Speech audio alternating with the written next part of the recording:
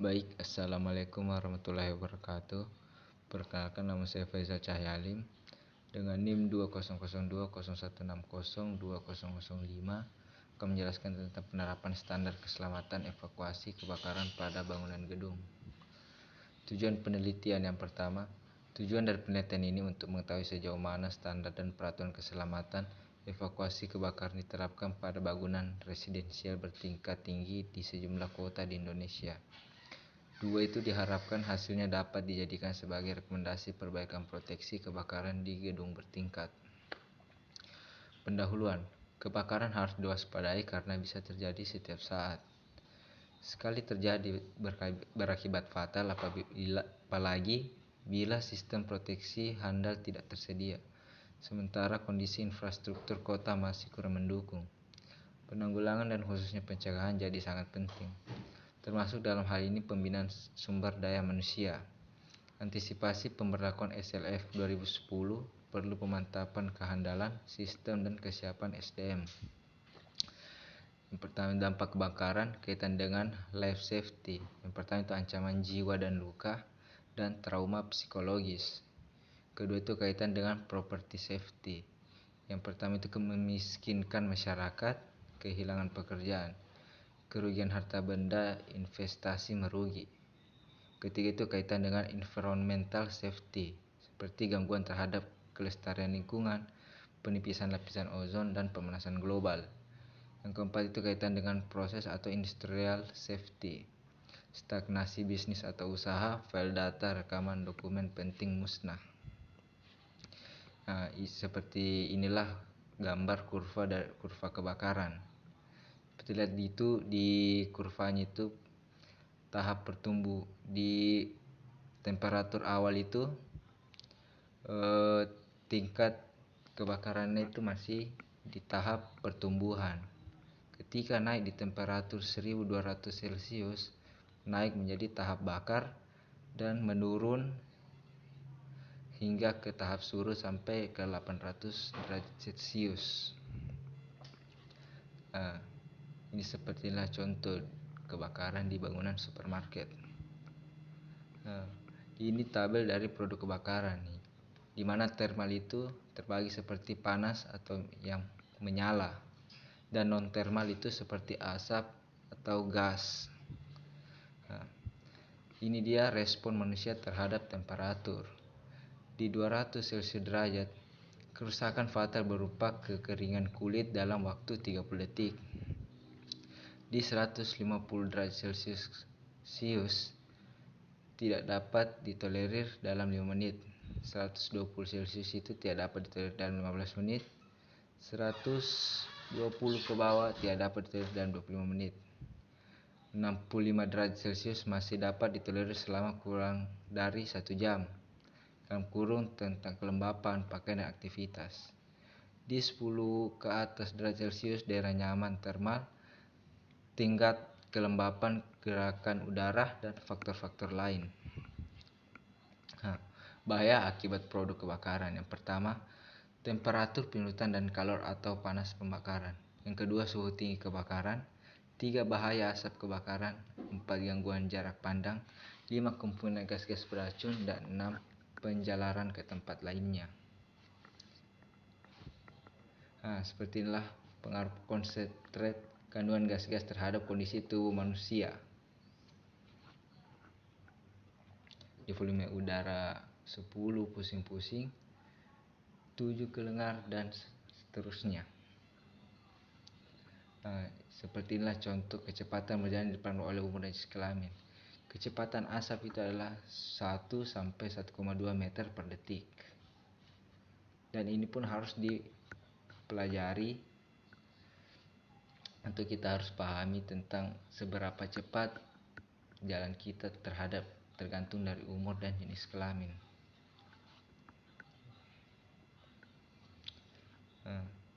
Inilah seperti bangunan-bangunan pencakar langit. Bagaimana kalau terbakar? Ini contoh kebakaran pada bangunan apartemen. Dan ini beberapa dokumentasi tentang kebakaran yang terjadi di gedung bertingkat tinggi. Masalah kebakaran pada bangunan gedung tinggi. Pertama A. Bangunan tinggi atau proteksi mandiri. B. Pemakaian bahan atau lapis penutup. C. Bervariasinya jenis utilitas bangunan. D. Penjalaran asap lewat saf-saf vertikal. E. Konstruksi dinding luar tanpa kanopi. F. Problema evakuasi penghuni. G. Penerapan kompartmentalisasi. H. Evakuasi penghuni bila ada kebakaran. I. Aksesibilitas eksternal firefighting. Sifat BHN THD kebakaran. Pertama, itu uji sifat bahan dinding dan penutup atap dari absis gelombang dengan tes skala penuh. Dan struktur baja perlu dilindungi dengan bahan gipsum atau vermiculite. Ini firewall service, inilah instalasi bisa yang menimbulkan kebakaran yang mungkin tidak asing kita lihat kalau pada bangunan-bangunan bertingkat. Ini sistem kompartmentalisasi. Dan ini beberapa dokumentasinya atau beberapa contohnya. Sarana jalan keluar dan persyaratannya. Yang pertama, tiap lantai itu sedikitnya harus ada 2 exit atau jalan keluar. Yang kedua, jumlah exit ditentukan oleh jumlah pengguna atau penghuni bangunan. Ketika penghuni bangunannya itu banyak, mungkin kita harus memerlukan banyak 2 exit atau lebih. Jarak antar 2 exit adalah kurang lebih setengah jarak diagonal. Jarak tempuh 30 meter tanpa sprinkler dan 45 meter dengan sprinkler. Yang selanjutnya itu pintu kebakaran membuka keluar. Pintu kebakaran harus tahan api fire rated sesuai standar. Exit harus ke arah halaman luar. Tangga kebakaran harus menerus. Helipad bukan sarana evakuasi. Mungkin ada beberapa yang tidak tahu helipad. Itu helipad seperti di gedung-gedung bertingkat itu di paling atas seperti tempat pendaratannya helikopter. Nah, itu sebenarnya bukan tempat untuk evakuasi. Sebaiknya evakuasi itu ke arah bawah atau ke lapangan terbuka. Sarana jalan keluar. Sistem evakuasi untuk oleh jenis penggunaan bangunan. Pintu kebakaran harus dilengkapi dengan door closer atau bisa pula dipasangi kaca berkawat. Jalur sirkulasi untuk evakuasi harus bebas rintangan. Jalur evakuasi harus dilengkapi dengan tanda penunjuk arah keluar dan diberi iluminasi atau pencahayaan. Dan untuk tanda-tandanya itu ada ukuran besar, ukuran sedang, ukuran kecil, dan beberapa lengkap dengan ukurannya. Yang kedua itu selanjutnya persyaratan jalan keluar. A. Di titik A itu titik terjauh dalam ruang. Yang B. Pintu ke koridor. Yang bagian C itu pintu ke fire stair. D. Pintu keluar tangga. E. Pintu ke halaman luar atau exit distance.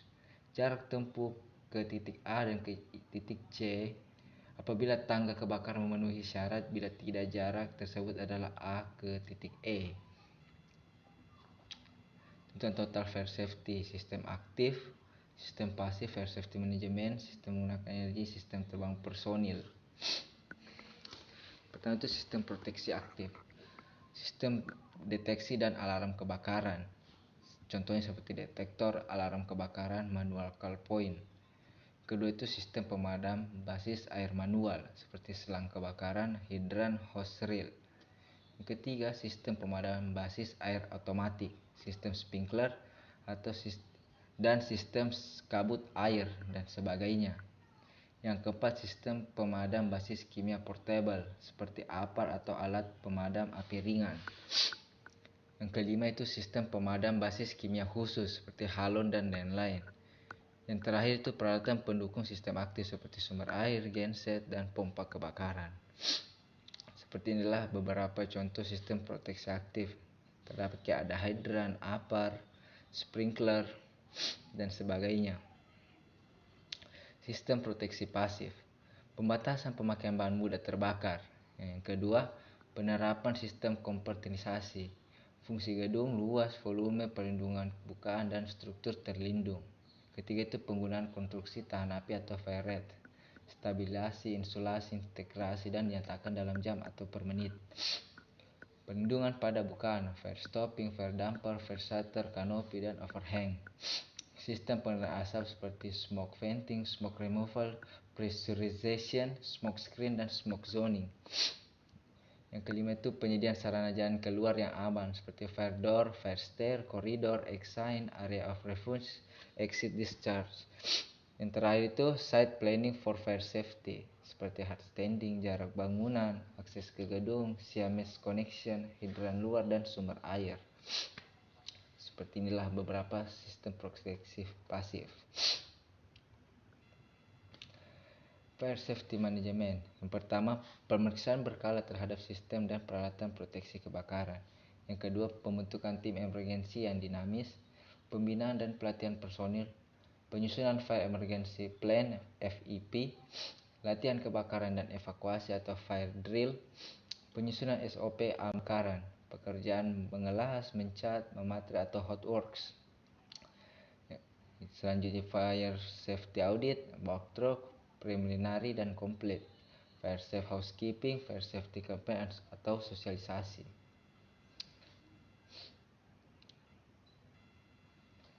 FSM basis potensi bahaya. Pertama itu potensi bahaya memberikan basis dalam penyusunan FSM dan FEP. Potensi bahaya bisa dilihat dari bahan dan proses yang berlangsung. Potensi bahaya memberikan indikator akan tingkat risiko bahaya kebakaran. Risiko merupakan hasil akhir membandingkan antara kerentanan dan kapasitas. Jika kerentanan lebih besar daripada kapasitas akan mengakibatkan risiko tinggi. Jika kerentanan lebih kecil daripada kapasitas maka risikonya akan rendah.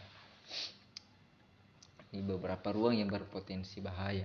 Pertama itu ruang dapur termasuk pemakaian LPG, ruang mesin genset atau ruang alat dan pemindah daya atau electric switchgear.